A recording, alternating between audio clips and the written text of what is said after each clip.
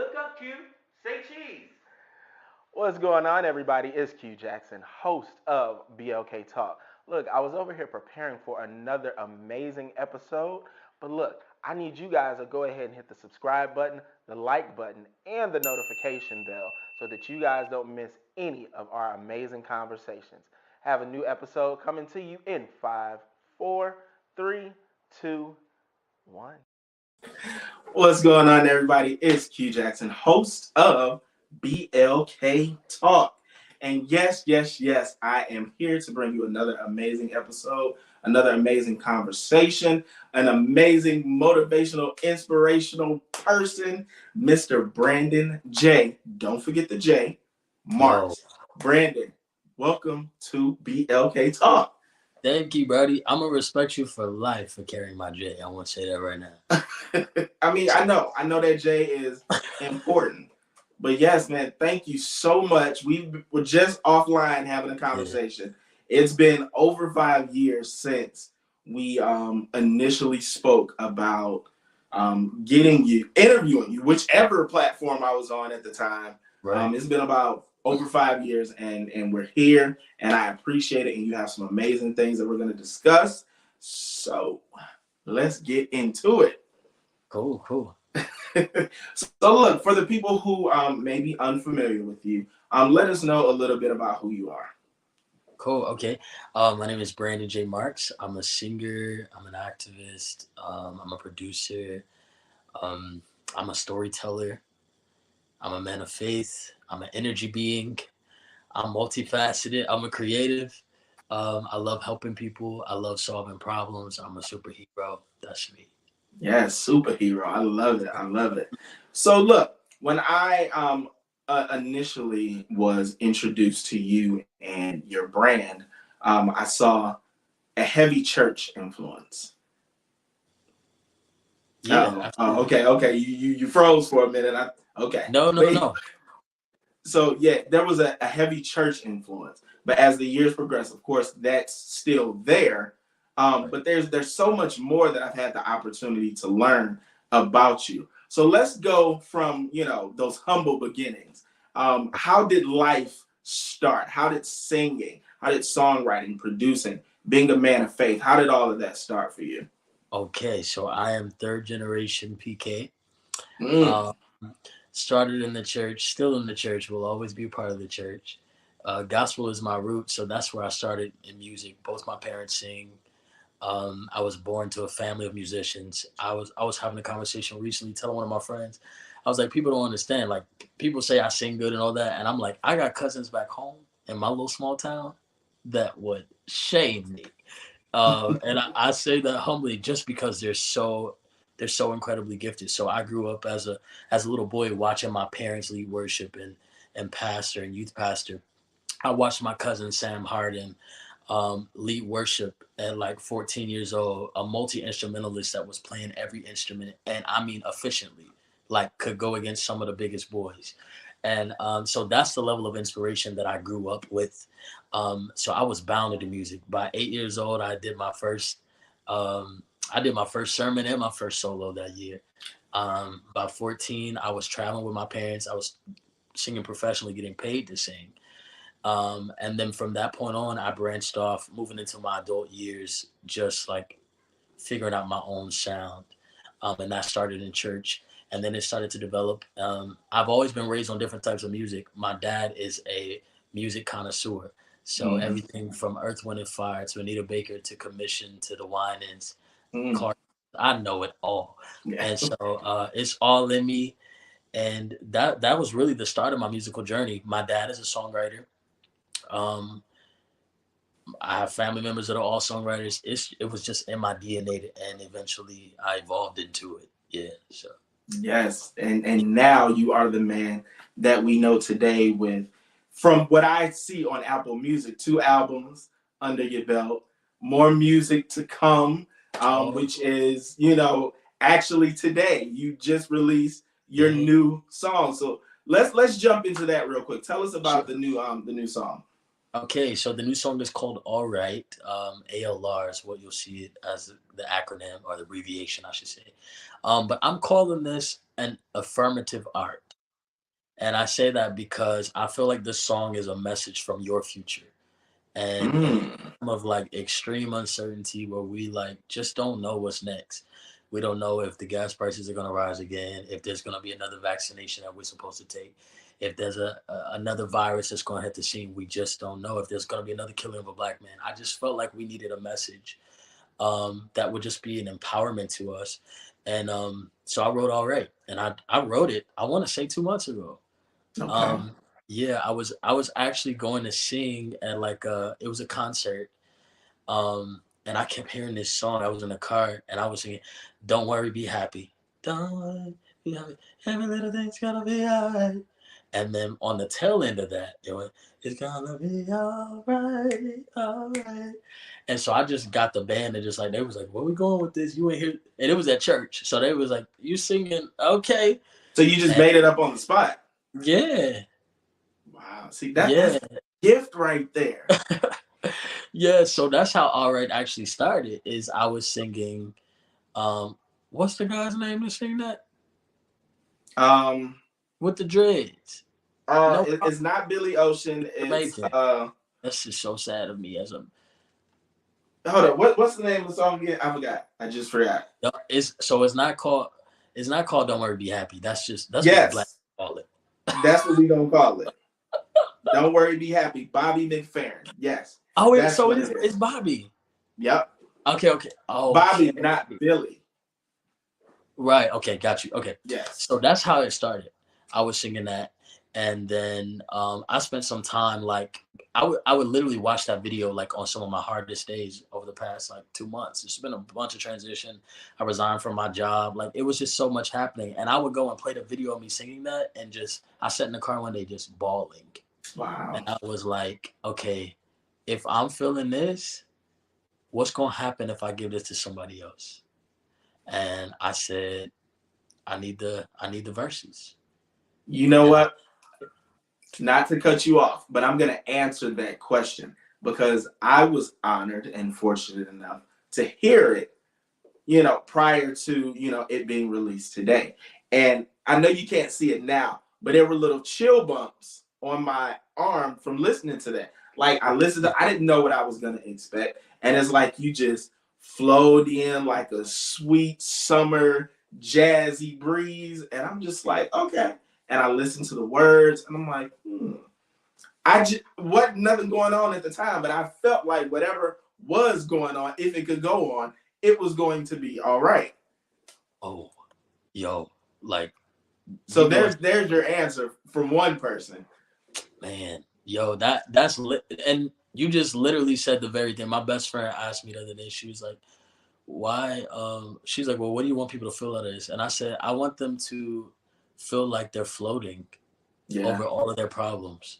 Like I literally, and that's been my intention with my music. Like I started in 2020 with Black Man, which was my first original song. But I wanted people to feel like when you press play, I want people to feel and visualize. Like you already heard in the song, like, I got sound effects because I'm a storyteller at heart. So I don't want you to just press play and have a listening experience. I want you to literally have a full body experience where you feel like, yo, this is a movie in my ears. And I'm right here in that moment. So thank you, one, for listening, for checking it out beforehand, and for being open about it resonating with you, because that does a songwriter so much justice. Like that's bigger than a clap. Like to hear that somebody can actually feel what I felt when I wrote it. So thank you for that. Now you're welcome for that, and thank you at the same time for giving something of quality that we can all relate to. Now you talked about the song Black Man, that's on the album Black Man, but there's a song that I want to talk about after we talk about Black Man on 90s, and it's 1992, and I was listening to that and I'm like, oh my God. Now that was a song that as I was listening to it, it took me out of where I was and it put me in a place where I was just like sitting there watching, like I was a part of the Marx family at that moment. But we'll go deeper into the song. As a matter of fact, you know what? We can go into the song now. So 1992, is a song that features your mother and your father. Yeah. Okay, and from what I'm assuming, it's like kind of like their love story, maybe. Yeah, it's exactly what it is. So like I'm sitting there and I'm just like, I wish I was a songwriter because I would write something like this for my parents. So what I want to know is where did that concept come from, and why was it important for you to, create a song like that for your parents? Yo, you're so good. Like you really are that guy.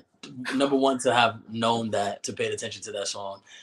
This is the first time anyone has like actually asked me like about it. So growing up, my parents sang every single BB and CC Winans song known to music. Like I say that my parents made BB and CC popular because that's how often they sang, like weddings. Their music was universal. You could sing it at church, or you could sing it. They just have that double entendre, which also inspired my writing because I write from that same perspective, where that message can resonate with you however you need it to. So that was the number one. Like I was like, okay, I need something on this project. It's the '90s project. I'm born in '93. They got married in '92. I said, well, I want something that gives you that nostalgic feeling. And I also want them to be able to tell like their experience of love together. My dad had 4 boys, my 4 brothers. And my mom had my sister, and they got married and they had me in 1993. So that song was really birthed out of the inspiration of their musical gifts. And I said, I want to pen y'all a song so like we can sing together about what y'all's love produced. And that's me. Yeah. Yeah, so that's really how it came about. And I asked them if they would sing it, and they did. And they can sing. That's my favorite. mean, just like having the opportunity to expose your parents to something different. They're now a part of your generation because the people on your generational level that listen to your music now get to hear what true love, real love is, and you're a product of that. Like, how does that feel? Whew. I'm filled with gratitude. I'm really filled with gratitude. They made 31 years on April 19th. Yes, so that's Black love. Yeah, so this weekend they're celebrating their love, and I just feel extremely blessed. Like I've seen highs and lows in their relationship. It's not like everything has been peaches. Mm-hmm. But to see that they keep choosing love, and that's what I keep learning. Like, because on any day you could be like, hey, this is not what I want. Yes. And I was saying this morning, like in our society, it's so difficult to even have real relationship because the internet, with a swipe of your finger, you can find something better. Yeah. And that even goes for our parents, and like they can get on there too. Even if they're older, they can figure out how to get on there and find something better. And so the fact that they keep choosing love over what could look better is inspiring to me. It just shows me that if I really want it, I can have it. It's gonna take work, but I can have it. Yeah. Yeah, So like they are like that blueprint. Now speaking of nostalgia, we're gonna go to the second album, '90s, and then we'll go back. Hold on. What was the song? It was the second song. Hold on. It was "Stay Forever." Now you were talking about that nostalgic feel. Now when the song came on, I was immediately in my Dwayne Wayne glasses from Different World, with the big colored block outfit and the swoosh swoosh. And then, I mean, the fact that you mentioned some of my favorite artists in there, I mean, it was amazing. So with something like that, I was just like, how did he do that? It's like you picked out little parts of, popular songs and created a whole line, phrase, verse around that. I mean, I guess I just answered the question that I was about to ask you, but like, what inspired that song for you? Okay, so I love R&B music. That's number one. I love the feeling of that. And when I listen to R&B music now, because everybody asks, like, you listen to the current artists? And I do. So, some of them, I love. But, like, it's something about the feeling that you feel when you hear that nostalgic 90s content, that musical, lyrical content, that melody, like it's just something that hits you. And like with the verses and everything I wrote, in terms of incorporating all those different artists that have inspired me in some way, um, it was just really a representation of my musical palette. Like I got all of this in me. You know what I mean? I got Whitney Houston and Mint Condition and like all of these people that have inspired me musically. There's even some Michael Jackson influences on some of my backgrounds that I did consciously, like intentionally. Because I'm just like, yo, all of this has come to help me develop my sound. And so I really wrote that song. I wrote that song on Valentine's Day in 2021? Or no, it was 20, I think it was 2020. In the car. And on the beginning of the track, you probably hear us in the vehicle. That is the literal voice sound recording that I pressed play on my phone. Oh, wow. Like the only thing we added was the sound of the car door open so that you could get that, you know, that visualization. Wow. But the guy who produced that is Christian Wiley. The boy is a super producer. He, at the time, he was 17 years old. He built the entire song from his iPad. And he's the son of my godmom, who is Kim Burrell. And the boy is going to make a name for himself because he is extraordinary. That's my little bro. Like, he is beast. I mean, I love that. So, like, his influence is on how many songs on the project? You said his influence is on what?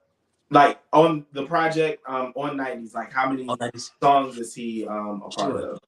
So Stay Forever is the only one that Christian produced on 90s, but Christian did all of the string arrangement on Black Man on my very first song. Haha. As we segue into that one, as we rewind. So 2020, we all know, like, it's crazy to think that it's like April 2023 now. 3 years and 1 month ago, everybody's life changed forever. There was COVID. There was civil unrest. There was everything that was going on with protests. There was all of this stuff that was going on. And while it was not the best time for a lot of people, for a lot of us who were creative or are creative, we found a way to, I guess, be creative, use what we were given and create art. If that makes sense, whether it was, sitting at home interviewing people, whether it was you created a whole project. That time for you that led up to Black Man, the entire project, what was going through your mind during those times? Man, so of course we had experienced George Floyd amidst a budding pandemic, and it was all just starting all at one time. And I had a lot of friends that kept saying, hey, like, you need to write, like, you need to write, because I've had personal experiences specifically with like police and being racially profiled, and so I kept contemplating. I was like, no, I don't really want to. Everybody writes, as soon as there's a hot topic, somebody's going to write a new song. If there's a colloquialism, they're going to write a song on it. So I was like, I don't know if I really want to do that. And I hadn't released any music personally yet. And what's funny about Black Man is I just finished paying out full production, all instrumentation on a song called Heaven on Earth that is not out to this day. And it may come out one day. I mean, you paid for it. You better go ahead and get your money back, put that song out. And I tell you, some of the coldest musicians that I didn't even know ended up playing on it. But I was like in the valley of decision. I was like, yo, should I be putting out Heaven on Earth right now? Or like, is there something else? And when I write, I generally, if I have like a certain song that helps me feel a certain energy, I literally do focused energy when I'm writing to make sure that the music stays within that path. And so Strange Fruit by Billie Holiday was a song that really inspired me. I said, okay, what can I do? How can I relay a current message with the same embodiment, with that same passion? And that's really how Black Man came about. I was sitting in the car with my friends. We were sitting side by side, my friend Sherelle and my best friend Shelby, and I started singing. We had just finished eating seafood.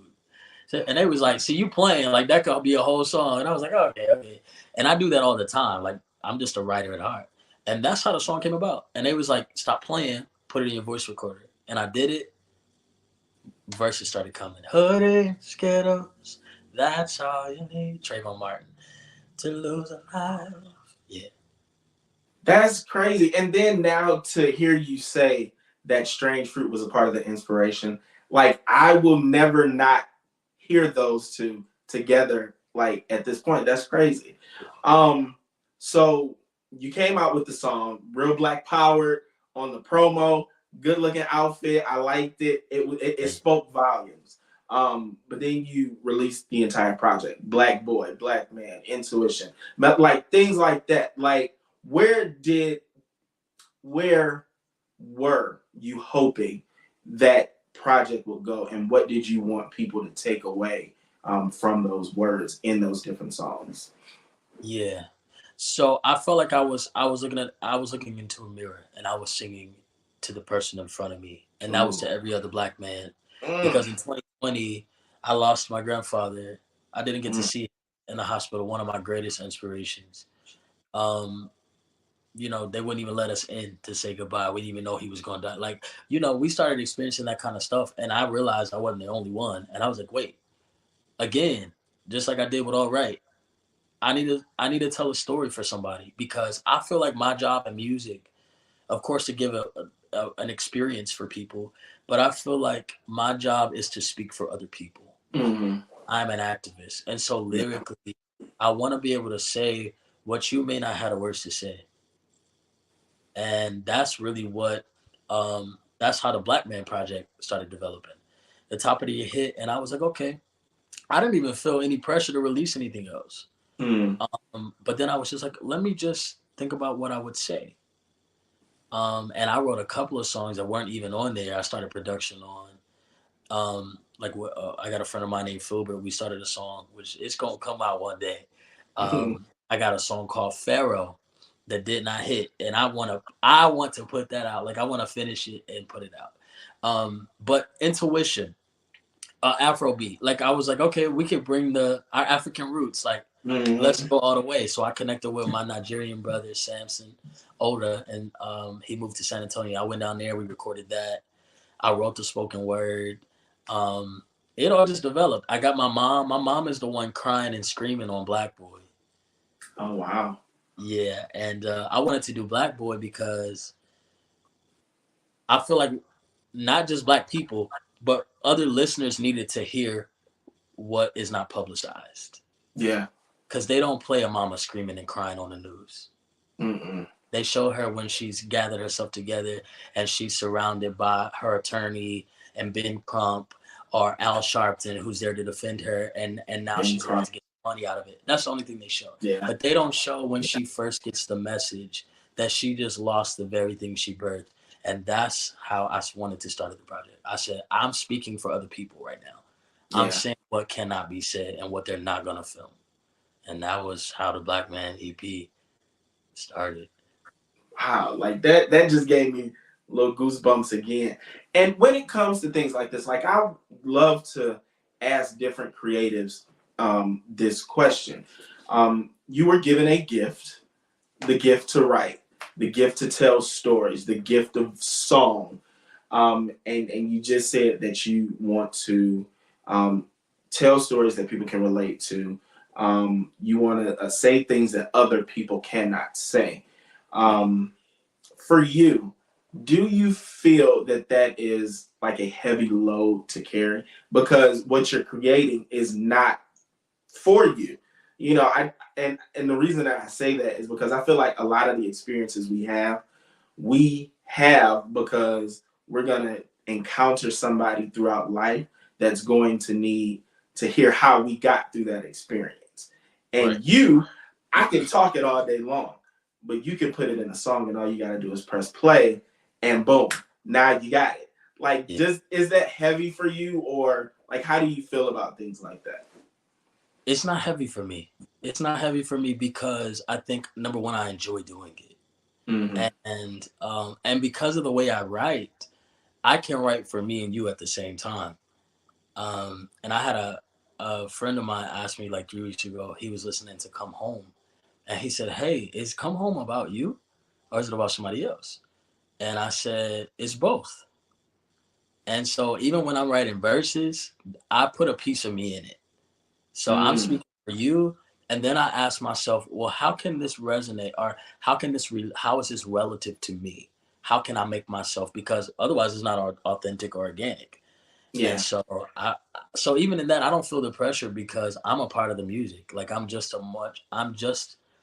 as involved in the story as you are, as the listener. Okay. Now there's a verse or a phrase from a Lettucey song that I'm hearing. It keeps coming to me, and I guess it's gonna lead me to my next question. I'm made of everything, love and pain. But I feel like you're made of everything. We're all made of love and pain. But I feel like family, creativity, like those are the things that are at the core of who you are. Right. When we talked, this past weekend, you were headed to, be with grandma. You were talking about, you're recently talking about your 4 brothers and 1 sister, your mom, your dad. Like family is a big, major part of, who you are. How do you feel that you've been inspired and encouraged to, be the creative, be the songwriter, and be that person who you are because of your family? My family is the main reason. I don't think I would have the courage. I wouldn't have the creativity. I wouldn't have the inner instinct. That inspiration, as I said, like growing up, that's all a part of my making. And I'm extremely grateful for that because I've grown to see that families don't always last. Not just marriages, but families, like Yeah. where kids don't have relationships with it. Like I have friends that don't talk, you know what I mean? Like they don't respect their parents. They don't spend that quality time. And so now that I'm getting older, I'm really starting to understand gratitude at another level. Like, and gratitude for me looks like paying attention to every detail I can lay my eyes on and be thankful for that. Yeah. Like, oh, well, I got lights on in here. I'm grateful for that. Like, my phone is not disconnected right now. I'm grateful for that. And that all comes because I'm seeing how blessed I am to have family, to have support, to have creative blessings around me that constantly I'm still inspired. Like, single my parents is my favorite thing to do. Yeah. My favorite thing to do. I've declined some of the greatest opportunities because I still wanted to be with my mom and dad and go back home and sing with them. And I'm blessed with that. That's now, do blessing. any of your other siblings sing? They don't. They don't really. They all can play around a little bit, they'll rap a little bit, sing a little bit, but nah, they don't. And I feel like they could if they wanted to. Yeah. I mean, they don't play no drums. They can't dance or nothing like that. We can bring it in and make this a whole family. No instruments, unfortunately. 2 of them, I'm gonna bring them on as. I talked to one of my siblings yesterday, Chance, and I was like, "Hey, you want to be head of security? I'm gonna let you be head of security for me." Hey, keep it in the family if you can. Yeah. Right. So they don't sing. Look, in addition to the music, and in addition to being heavily involved in the church, what are some things that people may not know that you kind of like are secretly planning or secretly desire to do? Okay. What they don't know. Well, a lot of people probably know film and television is my thing. I'm an actor. I've got the acting chops. And of course, I got my feet wet when I was living in LA. with some pretty incredible brands. And that was an experience, man. That whole experience really helped me to grow up. And I feel like I didn't grow up until 2018 when I came back home and had to be normal, Yeah. you know? And I really just, I started to dive into, and this is something some people probably don't know, I started to dive into mental detox, which is a practice that I developed, which is, it's a mixture of teachings in psychology, neuroscience, and faith. And one of the reasons why I did that is because I feel like I lost myself in LA. Like I was engrafted into that industry. I really was like right there. Some of my greatest opportunities. And I've actually never talked about this. I had an audition for The Voice, a private audition. The guy who was managing me at the time, one of my friends, he had a friend that was a talent producer for The Voice, and apparently he was like, right, he was about to leave. He sent him a video of me singing at my brother's wedding, singing John Legend, "Ran into you yesterday, mirrors to my brain," and I was like, okay. So he sent him that. He was like, hey, dude, like, is really interested in you. He was like, he could get you an audition before he leaves the show. I was like, okay. So I'm supposed to go back to LA. Q, everything in me did not want to go back to LA. Every time I would go back to LA, because I was living back and forth, I would be there for a month, come home for a week or 2 weeks. I did not want to go. And it took me a long time. It took me probably 2 years to figure out. One of the reasons I don't want to go is because it demanded my growth. It demanded that I do it. Because I didn't have my mom, my dad. I didn't have no siblings there. I didn't have no family that I could just lay that and lean support on. system. Yes. Yeah. And so I didn't realize that till way later. Anyway, I do The Voice. I killed the first 2 songs. I go in there. As a matter of fact, I'm really about to hit you. I was wearing this very cardigan when I went. This is so weird. I was wearing this cardigan. I go in there. She says, "Oh my God!" It's like 3 of them. It's in the dark. I don't even. Can you talk about that experience? Well, anyway, I'm not on the show. What y'all gonna do? So anyway, they was like, "Okay, come in, introduce yourself." So I go through the whole process, the whole experience. Okay, so I go through the whole process. I go through the whole experience, and I get to audition. I do 1 song. They asked me to do a 2nd song. I do the 2nd song, and then I ain't gonna lie. I killed them. I killed them first 2 songs. I got to the 3rd song, and I'm not even being funny with you. My mental health interrupted me musically. How? I've never even expressed that. Everything that was conflicting me internally kept me from singing my best in that moment. And I got to the 3rd song, which was the hardest song, which I should have never done. And I did Ain't No Mountain High Enough with no water. Q, I was good. I was Ain't No Mountain High. And it's higher than that. Ain't no mountain high, ain't no bad. And I got to the middle part of that, probably to the bridge. And I went and smiled at the lady because I knew I wasn't going to be able to make it out. Wow. Messed it up, ruined it. And I got in the car bawling. My dad was like, "How did everything go?" I'm like, "It's horrible. It was horrible." I'm just crying. I'm crying. Because of that one instance. Yeah. Not even the fact that 2 songs were amazing. That one moment. Oh no. Was because when your mental's not, when you're not where you should be here, and I'm bringing this up because that's how these are the things that led me into mental detox. You asked, like, what are some things that people wouldn't know? Like, that's something people wouldn't know. I moved into mental health and mental detox. I already had my degree in counseling because I went to seminary school, but I needed something more like than just the church rhetoric for what was going on in my head. I'm like, I'm trying to grow up. I'm trying to figure it out. Like, I can't even enjoy the blessing of what I'm doing. Q, I didn't even sing when I was in LA, ever. Never. Scared. Why? Why do you I'm scared? Scared. The first time I ever sang was for The Voice. I had never sang when I was in that city. I was petrified to. It's a fear. How long were you there? 2.5 years.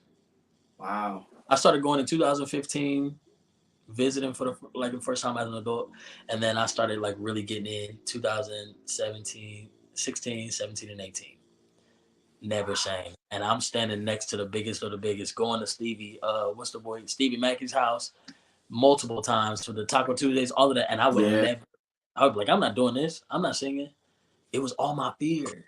It was all my fear keeping me from everything I could have maximized on. So I got back home. I figured it out. I had to heal the little me, and I started So that process. with the mental detox thing, what was something that you could share that you learned about yourself or the importance of like being mentally healthy? Um, Speaking up, I think anytime you get quiet, you should ask yourself why. Mm. And if you got a good reason, you can stay quiet. But if you Hmm. don't have a reason, you need to speak up. So quiet in what sense? Like we're in the middle of an argument and you just decide to stop talking, or you It, know what? so it could look like that. It could look like, because for me, I used to shut down. If Hmm. anything made me uncomfortable, if there was a subject or a topic that was brought up that I just was not ready to handle, I turned into my 8-year-old self. And just Literally, shut it down. completely shut down. Just sit in there. I just shake my head. I can't answer you. I cannot talk. That was a problem. Yeah. And I had to say, okay, why is this happening? Like, why am I going to this place? And then I realized time traveling and figuring it out. It was filled with experiences. It was filled with me going to the funeral home with my grandmother and her help letting me pick out her casket because she was getting ready to die and nobody knew. Like, it was filled with me um, speaking and singing for the first time. Like, it was just a monumental year that was also Yeah. in some way traumatic, and that's why I Yeah. was resorting to that little boy. And so that's one of the things I learned out of it, that we're only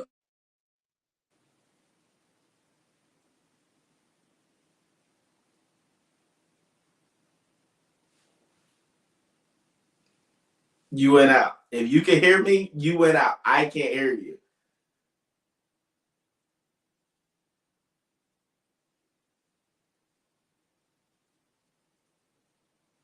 Hey guys, well, while we wait on the voice to come back, hope you guys are enjoying this conversation with Brandon J. Marks on BLK Talk. Come on, I think we I hear back. some sound. Are we back? Yes, we're Woo! back. Oh man, okay. Um, yeah. So I was just saying, like, we're bigger little versions of ourselves, and we got to go back to build that little us to be better and be bigger us's, bigger So, us's. in in your years of life, what do you feel has been your greatest lesson? My greatest lesson. Yes, your greatest lesson in life. That's a big question, Q. My greatest lesson in life. Okay, to trust myself. Yeah, trust myself. Trust the voice inside me. Trust my intuition. Trust my Yeah. instincts. Trust my gut feeling. Trust my first mind. Trust what I'm saying. Like, trust that I'm gonna make it out. Trust that I'm gonna Yeah. survive. Trust that I'm gonna live past this moment. I think we got a little bit of our next song. Hey, chill out, boy. I'll start writing right now, boy. Greatest lesson. That's the name of the song, guys. You heard it here first. Oh,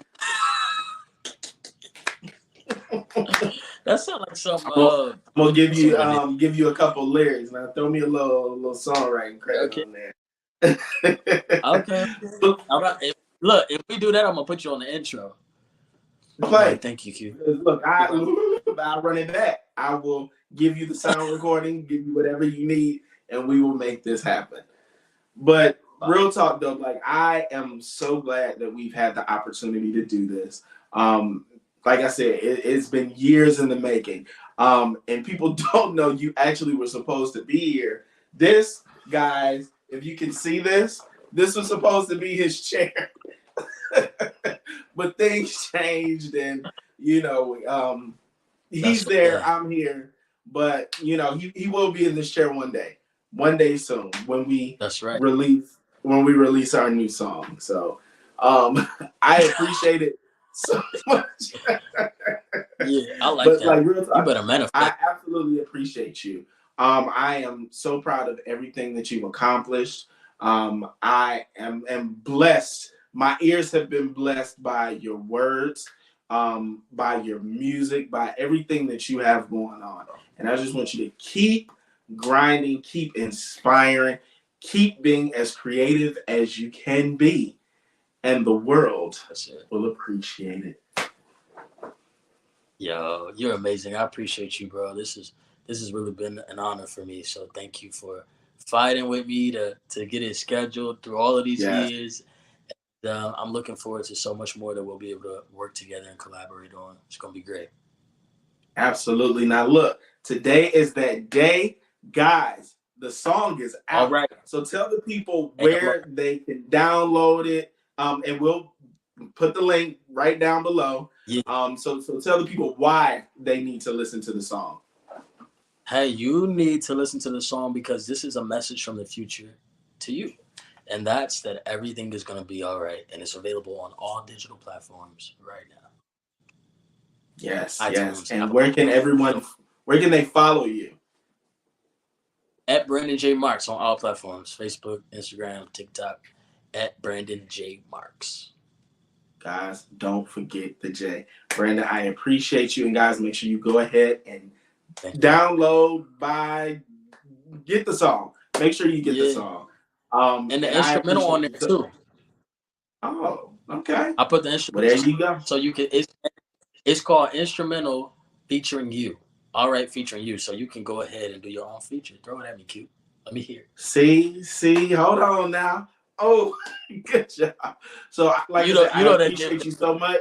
Look, you guys, make sure you download, listen, stream, all of that good stuff.